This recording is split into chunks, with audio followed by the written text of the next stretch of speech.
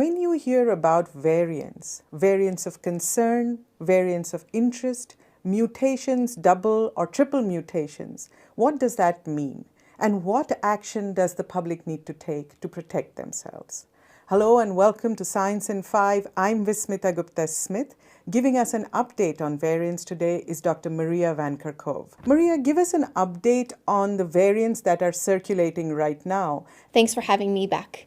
There are several virus variants that WHO is tracking around the world. The SARS-CoV-2 virus, the virus that causes COVID-19, is evolving. This is natural evolution, and the virus is expected to change the more the virus circulates around. Currently, there are 4 variants of concern that WHO is tracking around the world. The B.1.1.7, which was first identified in the United Kingdom, the B.1.351, which was first identified in South Africa, the P1 variant, which was first identified in Japan from travelers from Brazil, and now we've recently classified the B.1.617, which is first identified in India. Now, it's really important that you look at the latest information from WHO because this is a fast-changing situation. The latest information we have on all of our variants of interest and variants of concern that we are tracking are released on our website in our weekly epidemiologic sitrep. Maria, how does WHO classify a variant as a variant of interest or a variant of concern? Variants of interest have properties, have mutations that have been identified that need further study. Variants of concern have demonstrated changes. For example, you may have increased transmissibility, there may be a change in disease presentation or severity, or there may be a change in our ability to control the virus with public health and social measures, or the use of diagnostics, therapeutics, and vaccines. So the recent variant of concern, the B.1.617, for example, has demonstrated increased transmissibility, and this is why this has been classified as a variant of concern. So you'll notice when I said a variant of concern, I named it by a number, for example, B.1.617, and I didn't call it a country name variant.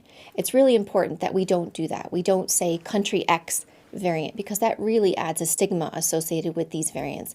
And it's important that surveillance is occurring around the world and we detect these variants very quickly. The information is shared so that it can be analyzed so that we understand the potential implications once they are identified.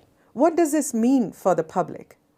It means that we need to do everything that we can to prevent infections and reduce the spread of the SARS-CoV-2 virus, whether it's a virus variant, a variant of interest, or a variant of concern or not. The SARS-CoV-2 virus can infect us and it can spread between people. So it means take all of the measures that you can to reduce your exposure and the possibility of you getting infected. It means physical distancing, avoiding crowded spaces, spending more time outdoors than indoors. If you are indoors, make sure that there's good ventilation.